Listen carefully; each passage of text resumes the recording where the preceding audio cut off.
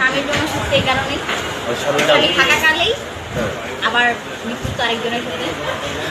ওই জন্য স্বামী চলে গেছে, এই জন্য স্বামী ছেড়ে। আর সবচেয়ে বেশি মা, ওর মার জন্য মানে সেফটিটা আরো বেশি পায়। কেন সবাই তো দেখে ফ্যামিলির সাথে, যাই হোক মার সাথে কথাবার্তা, মার সবাই দেখে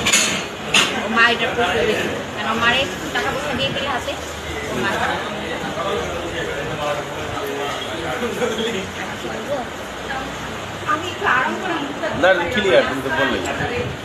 আমি ক্লিয়ার করলাম এই কারণেই, বললে এই কথা আমি মাহিনুরের সামনেও আমি বলবো, এসব কথা বলি আমি সত্যটাই বলবো,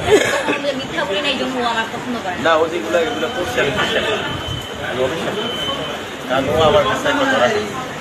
আপনি থাকাকালে আমি থাকাকালীনই চলতো আপনার সামনে, আমি থাকাকালীনই ধরা খাইছি,